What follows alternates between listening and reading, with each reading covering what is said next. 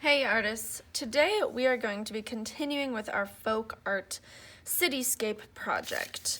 Last time we came to art, we started talking about some different artists, Howard Finster, Carrie Ambrosino, and Heather Galler, and how they did these folk art cityscapes. Remember, folk art is art by an artist that is not fully trained. They kind of taught themselves and learned through creating.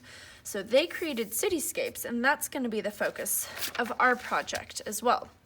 You will have these idea sheets on your table to help you come up with ideas for your cityscape today. Remember, it's an idea sheet, not a copy sheet, so just use it to help you with ideas if you need it, but you don't even have to. When you're working today, the first thing you're going to do is start to create some sketches. For our printmaking project, you will be drawing out your own cityscape and then printing it on paper. And then we will take those prints and cut them out and glue them onto a background. We will be cutting along the edge of this city, what is called the skyline, where the sky meets the top of the buildings.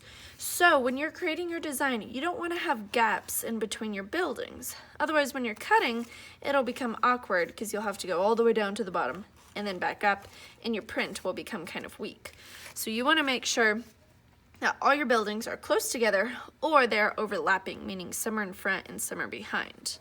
So when I'm creating my cityscape, I need to decide if I want it to be horizontal or vertical. You can do some sketches of each if you don't know what you want yet. I'm going to use this plate template to trace out how big my design needs to be. Now when we get to our final, this is the size it will be, and you're going to be tracing your sketch onto a piece of styrofoam to create what's called your plate. So that's why I have templates for you, so you know your sketches are the right size. So I'm going to draw out my 3 different template rectangles that I will do my sketches on. If you need more than 3 sketches, that's fine, but I want to see at least 3 completed sketches.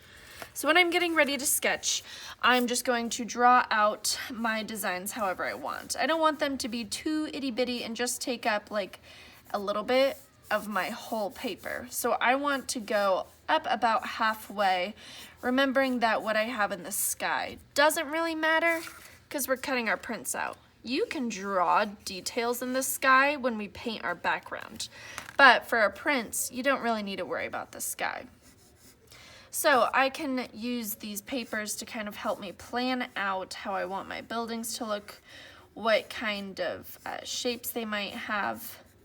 If I want to make one overlapping, I'm just going to sketch it like it's on top of or in front of another building. And I want to have a variety of shapes and sizes. A variety makes our artwork more interesting to look at. So I'm just going to change the kinds of shapes I'm using and the types of buildings that I'm creating.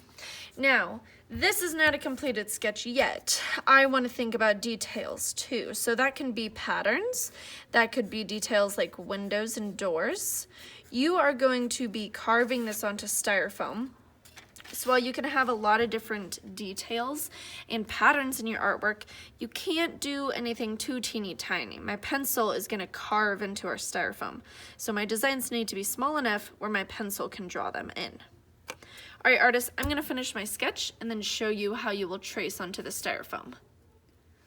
All right, I've got my completed sketch and I'm ready to trace on my styrofoam. So after you finish your 3 sketches, you're going to check in with me. I want you to check in with me about your favorite design. So even though you did 3, you could star your favorite, or draw an arrow, whatever you want to do to remind me or tell me that this is the one that you want to do. So you'll pick your favorite and then show me and we'll kind of talk about it, see if you need to add anything. I'll give you a little bit of feedback and then I'll give you your styrofoam when I think you're ready to trace. Now for tracing on your styrofoam, there's 2 different ways you can do it. You can try to line it up underneath and match it up, or you could cut this square out with scissors. It lines up a little bit easier if you cut it out. You just want to make sure you glue it back into your sketchbook after you cut it out. I'm just going to line mine up. Now the important thing to do when you start tracing is remember that you cannot stop. So once you start tracing, you just got to keep going. So make sure you're holding your plate in place so it doesn't get bumped or moved. If it gets bumped, it's going to be really hard to line it back up perfectly. So what I do is I like to make a map in my mind of how I'm going to trace. So for example, maybe I'll do the outline of all the buildings first and then go back and do the details. Or maybe I'll go one building at a time from left to right. But I want to try to remember what I am tracing. So I'm going to start by doing each building one at a time, left to right. Now when I'm tracing, you are gonna kind of feel some resistance from the paper, but if your paper starts to rip or tear, it means that you're pushing down too hard. You don't want the paper to rip. You want it to be pushing through enough to leave a mark on the styrofoam, but not so much that it tears. All right, so finished my first building, onto my second. I am going to continue tracing, and then I'm going to show you guys what you need to do next. All right, artists, so after you do your tracing, you're gonna remove your paper, put it off to the side, and you can see that I've got a faint trace of my city right here. Now, right now, for printmaking, these lines are not deep enough. So I'm just going to very slowly go back over these lines with my pencil. My pencil is going to kind of carve into the styrofoam to leave deeper lines so that it's a little bit better to print make with. Now when tracing, if I forgot to do a detail somewhere or left something out, I can just go ahead and draw that directly onto my foam. I'm not gonna try to line this back up because it's unlikely I'll line it up perfect.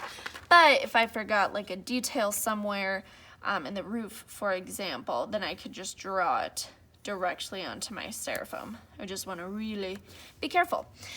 When you have your styrofoam, when you're working with it, just be gentle with it.